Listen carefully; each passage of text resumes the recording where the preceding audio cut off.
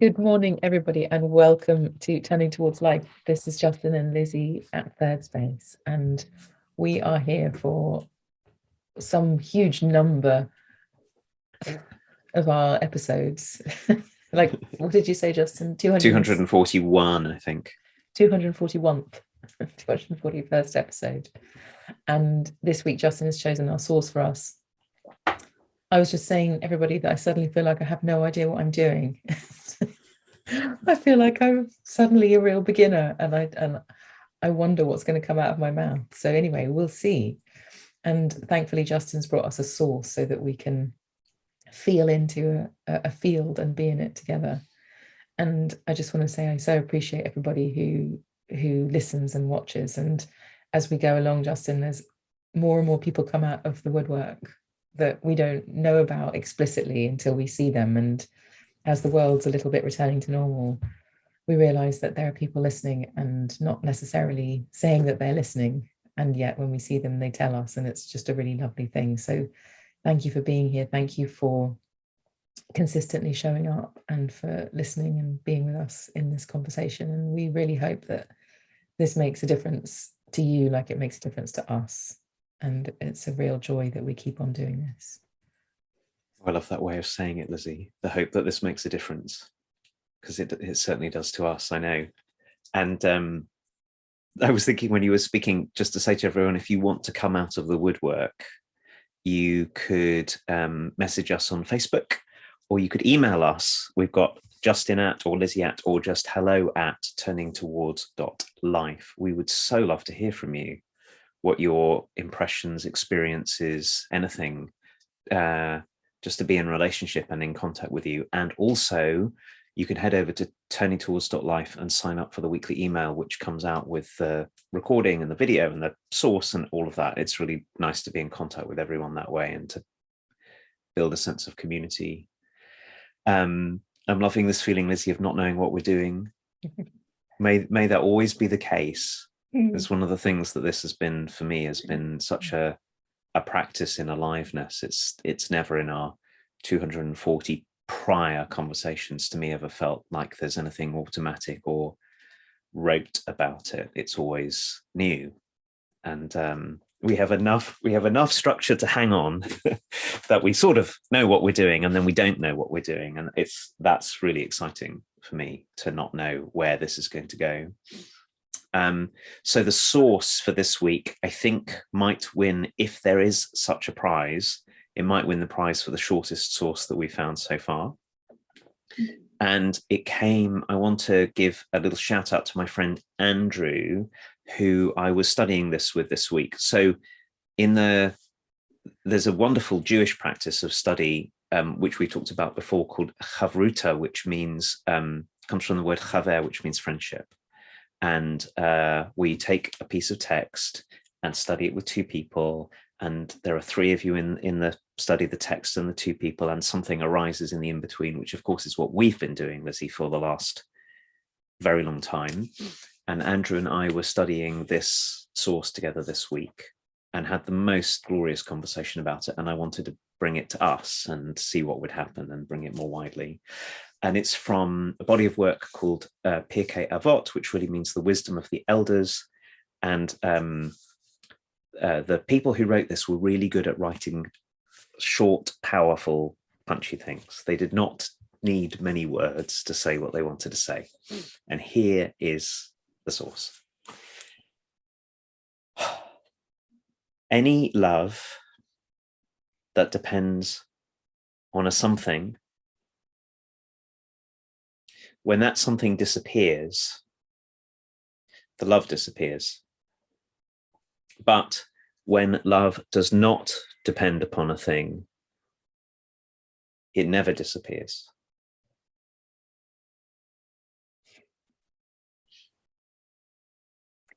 Any love that depends upon a something, when that something disappears, the love disappears.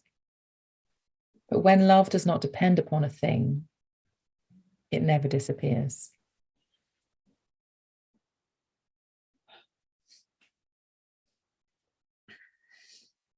Can we read it one more time, Justin? I think we should, shouldn't we? Each. Each. Yeah.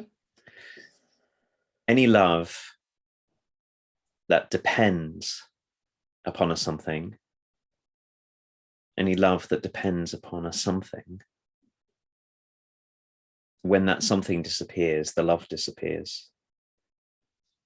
But when love does not depend upon a thing, it never disappears. Any love that depends upon a something, when that something disappears, the love disappears.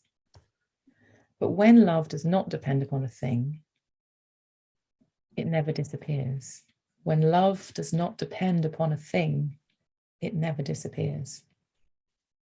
So I've loved this for a long time, and it's been a really helpful source of guidance for me. And it reminds me immediately of a couple of other things that I've read that I'll sort of pull in because they'll help. So one is something that the psychologist Erich Fromm wrote, which was that love is not a feeling but a promise,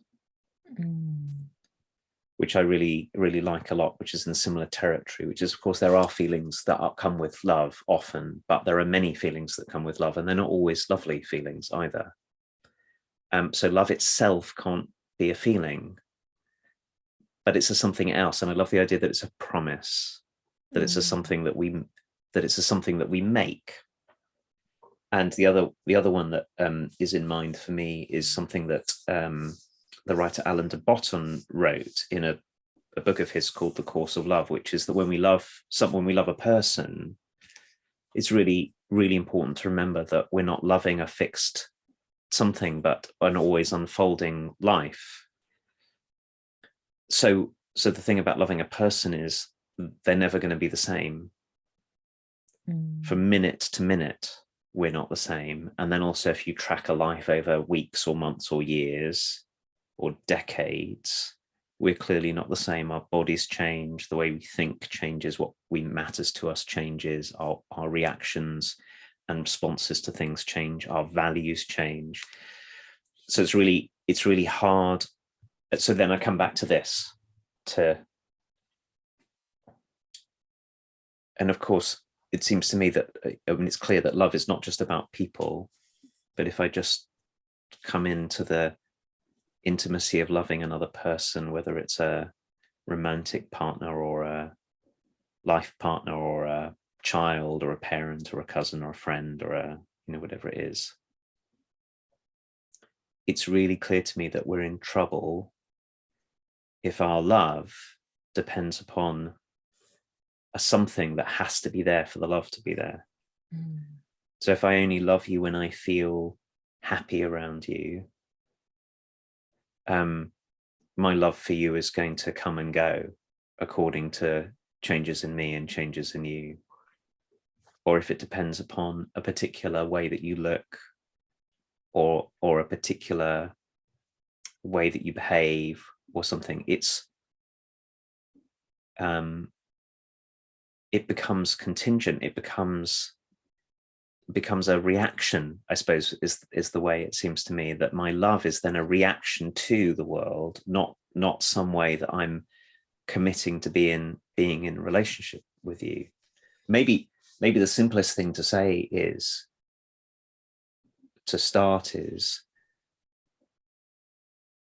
everything's changing all the time and we're changing all the time. So the moment my loving you is a sort of transaction based upon being sort of paid in a particular way, I'll be paid by your appearance or paid by your mood or paid by the things you want to talk about. The moment's that, I shouldn't be surprised that love itself is fleeting and shallower than it could be. Then I'm going to follow the thought through just for a moment, which means that where this points is that there is a kind of love that is way, way, way deeper and wider and bigger and more dignified and more meaningful than the love that depends upon something. And so it's love that doesn't depend upon something. And that's going to call on a giant kind of commitment from me. because it means committing to something even when the conditions aren't the ones that first seeded the feeling that might have led to my decision to love in the first place. Okay, I think I'm going to stop there, but I was sort of feeling my way into it. Oh. It reminds me of this whole conversation, as you're saying all this, Justin, of the kind of the part of us that gives to receive, like the part of us that does something with an expectation of something coming back, and that's the reason we did it. And how many times in my life I've entirely come a cropper when I work on that basis, even though I sometimes didn't know I was working on that basis. When I didn't get the thing that I didn't know I wanted, I'm like horrified that someone couldn't return a favor or do what was implicitly expected of them because I did this thing. And what I can say from all of those times, which continue and can be many, is that in the moment of my being annoyed or irritated or hurt or wounded that it didn't come back to me the way that I had invisibly intended when I did something generous or whatever, it's really clear to me that my reaction wasn't love, really. It was my needs, my personality, the parts of me that were activated were, of course, had love inside of them and maybe originated from love, but that when that happens, there's a distortion at play, and it's not the most truthful place in me. And I feel like I've been very well acquainted with this dynamic, and really grateful to know that there is something bigger than that it's not a transactional thing. And of course, sometimes there is that luxury sweet spot where you get that when I do something for you, to do something back for me would be lovely, and that's how we work. But many relationships aren't like that. Many relationships don't work on that kind of level of attunement to one another. And so we have to feel into whether our response and our reaction is of the realist kind. And this invitation to me to reflect on whether what I'm calling love is dependent on something feels really important, because otherwise my loving someone could just be a set of traps.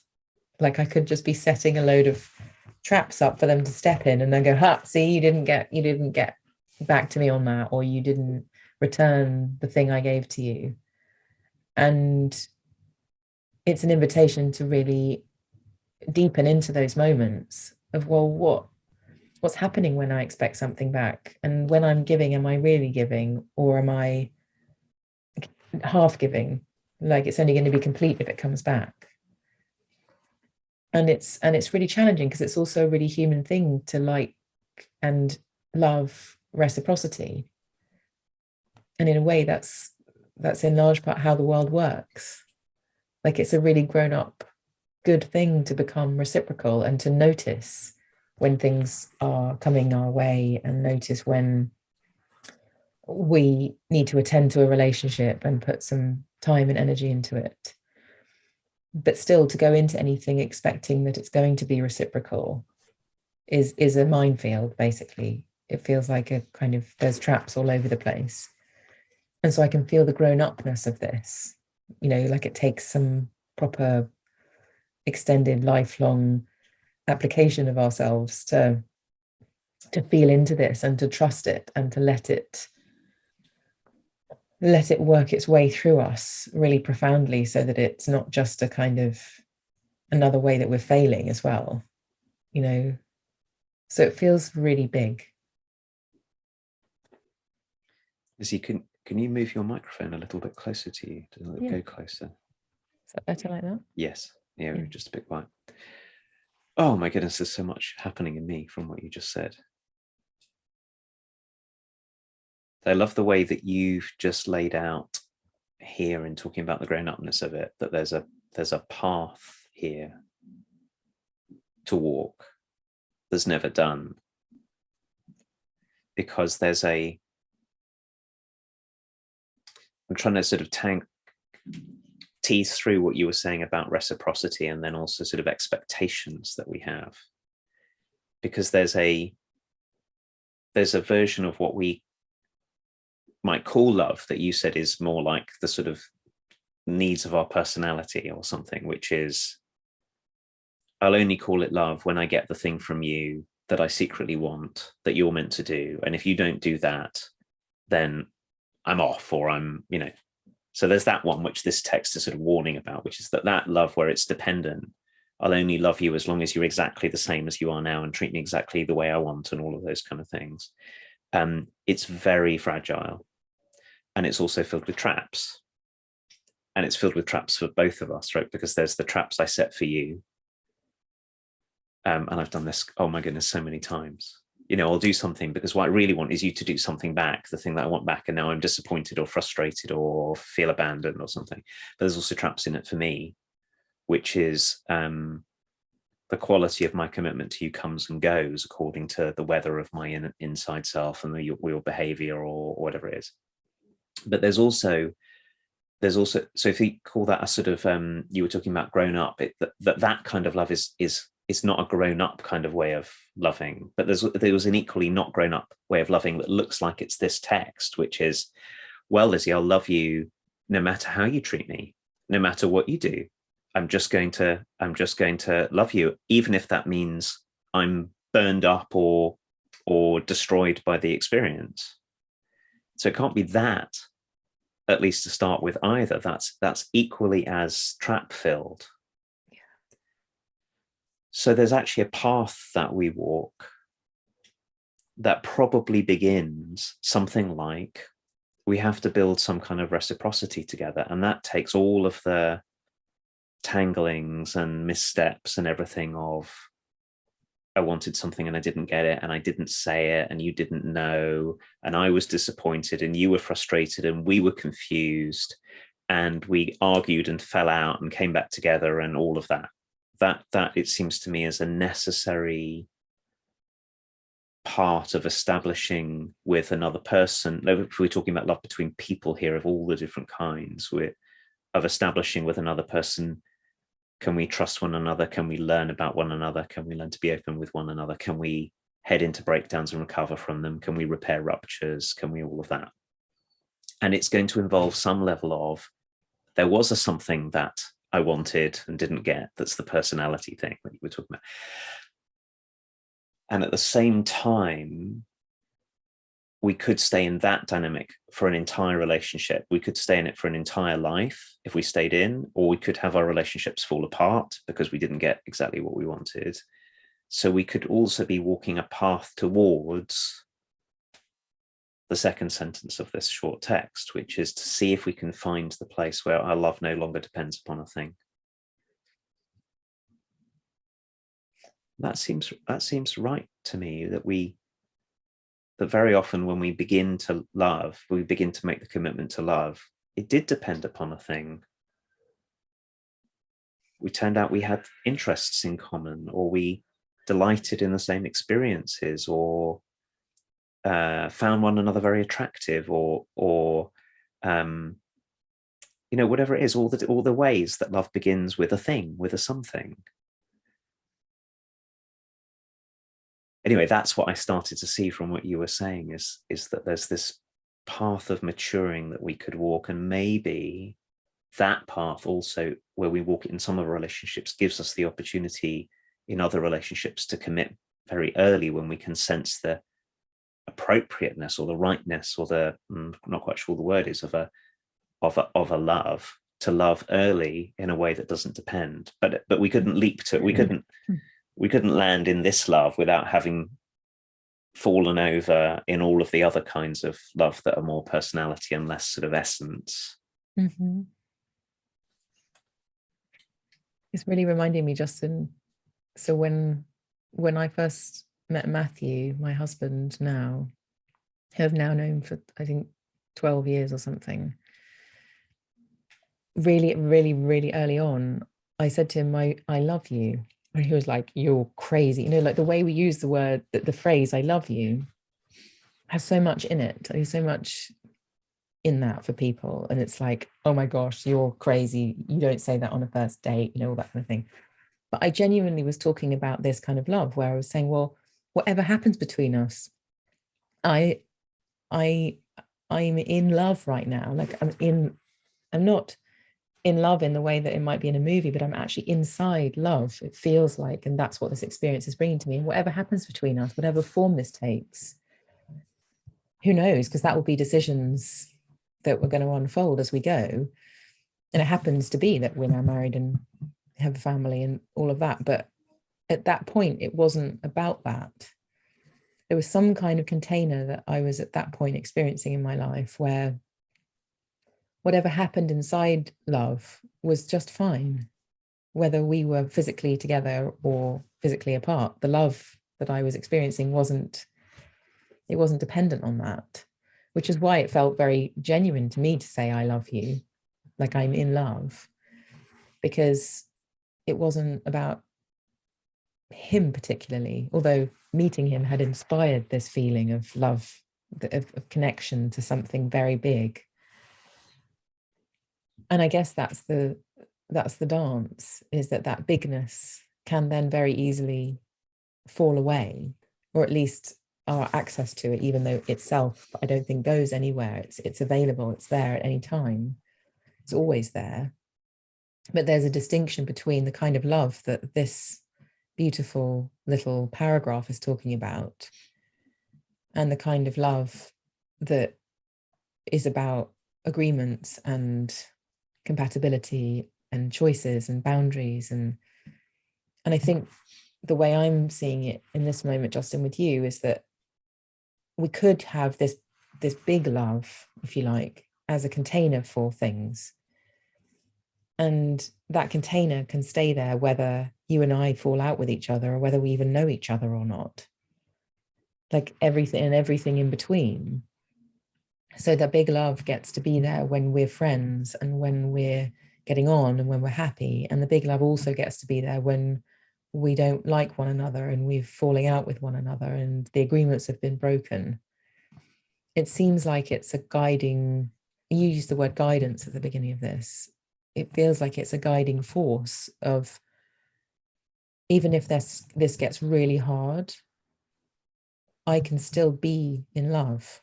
I can still come from love, and the form of things isn't dependent on that. The form of things, the shape things take, doesn't determine whether that's here or not. That's what I'm really receiving in this moment, is that there's a possibility there. And even if it feels like that's not available, my relationship to this in this moment is that, well, this paragraph exists. Like there is a possibility, like even when I'm feeling like it's all broken and the darkness is overtaken us and this is horrible and I'm feeling terrible about all of this, there is still something else here. There really is. And often it takes being in relationship with someone else who's helping me, who's supporting me, and we're in it together, that I can then connect. For me, connection with another person is one way to access this. You know, that saying of, you know, if there's more than one person here, the third gets to be involved. And I think love is the third in a way. And we talk about the third all the time. And for me, love is the third thing that's here. Love is the thing that's between us. Love is the thing that holds us. It's not me and it's not you, although I am of it. Love is the third thing that if we include it, if we extend our awareness into it and welcome it into our awareness and our understanding and our practice, it's a huge, big, whopping great support into anything that we're in. And we can call on it and we can become consciously moving towards it on the path, no matter how difficult things get. Like that's the magnitude of it. It's there no matter what. And of course, all of these in between agreements and conflicts, and we can imbue them with this bigger thing. We can invite it inside of those things. and it's always there, and it's always accessible, and we can practice inviting it in and being conscious of it, which is, I think, what this thing is inviting us into. And whether or not we're together, whether or not we're far away, it's always there. That is a magical way of talking about this, Lizzie. I'm just going to say back what you said, something that you said, and see if I can find another way of responding to it as well. You said when we know ourselves, when we know love as the third something that is already here, that we're inside of. So that is such a radically different way of thinking about love, that I think that this source is exactly as pointing at. So when my love for you is only inside me, or when it's dependent, when it's like, oh, I wish I could draw a picture, but when it's like got two poles and one is mine and one is yours, and it's dependent upon both poles being exactly the right shape and size and feeling and whatever. Those are very common ways that we relate to love. So the inside me is it's a feeling, or the sort of the two poles stretched out between us is as long as you and as long as I, as long as you behave in a certain way, speak to me a certain way, as long as I get my needs met, feel good about being with you, that's love. And then it's that way of looking at it, it then becomes contingent upon lots of things, like you didn't send me a birthday card, now I'm, or you didn't catch the hint that what I wanted was whatever. So that's the sort of the two pole way of relating to love. And then the third way that you were describing is like you and I are inside something already, and the something that we're on the inside of is love. And when we're on the inside of that, it's way bigger than either of us. It's deeper and wider. It's not to do with our own personality patterns, the ways that we get triggered and wounded, all the fumblings around about communicating and being clear, and the super complex navigation of needs and wants and meaning and everything between people. It's instead, it's something, it's ground we could stand on. Yeah. It's a source which could flow through us. And like you said, in that way of looking at it, even when we're in difficulty, even when we're far apart, even when we're not experiencing the easy flow and joy of togetherness, we've still got the possibility that love is here. It's no longer dependent. So the magic thing that I'm coming to see from what you said is it's no longer dependent upon, it's neither dependent upon me getting the something that I want, that I wanted, when I first had this sense of there might be love here. It's non-dependent upon a particular thing happening between us. So those are both some things that love can depend upon. It's independent of those. It does not depend. And if it doesn't depend, it doesn't stand on anything. It doesn't require something else to hold it up. So it has to be the ground upon which we stand, or in which we stand. Oh my goodness. So that opens up the possibility. I was wondering before when you were talking also about even what love is, because this way it stops being a feeling.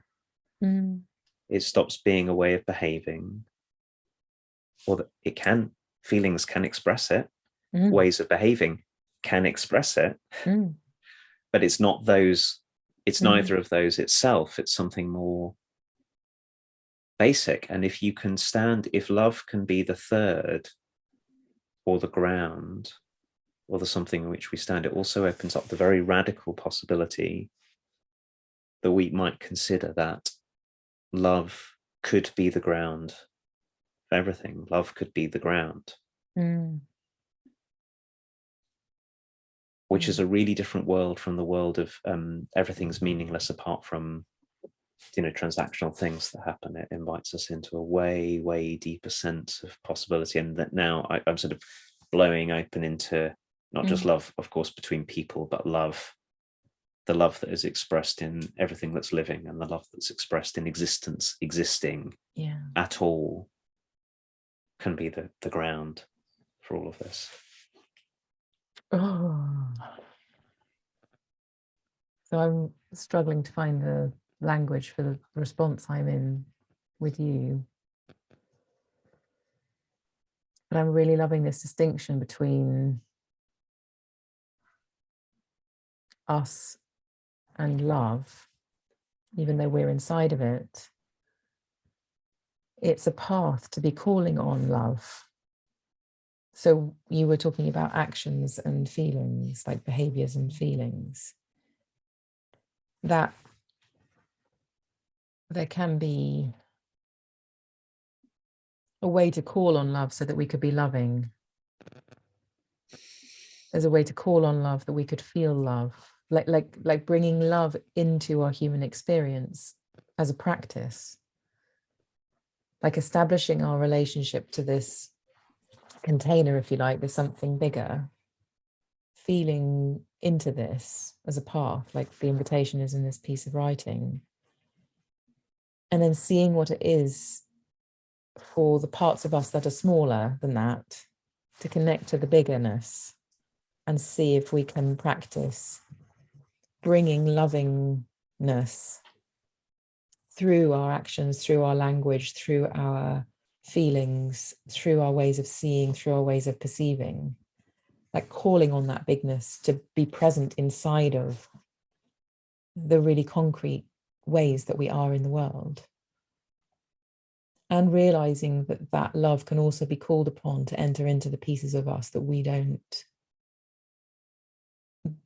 like, that we suffer inside of, that hurt.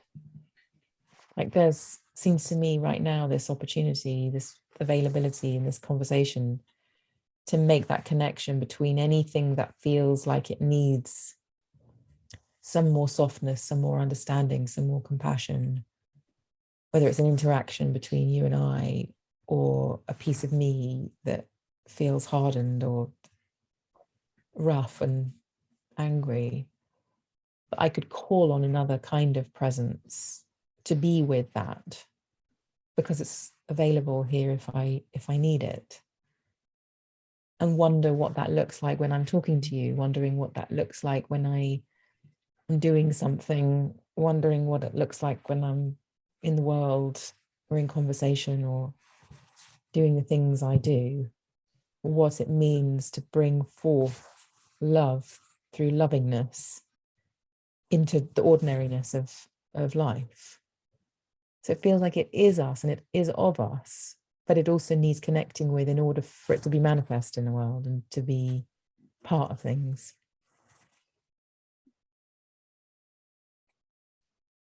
So we're right at there's so much more to say and jump into here. We're right at the end of our time. Lizzie, I want to just grab hold of what you said. It's really extraordinary that love does not have to be something we just wait for because we feel it or not.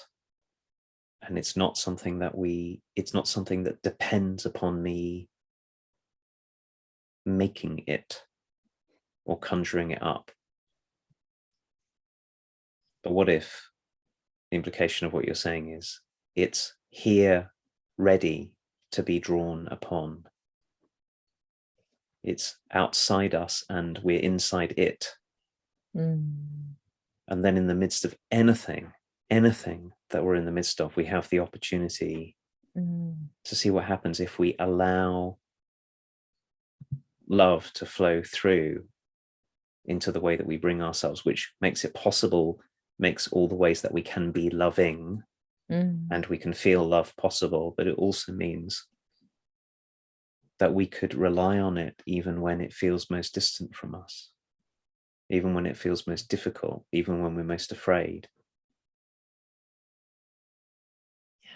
That's so different from the conventional way that so many of us have learned to think about this and practice this, and so life-giving.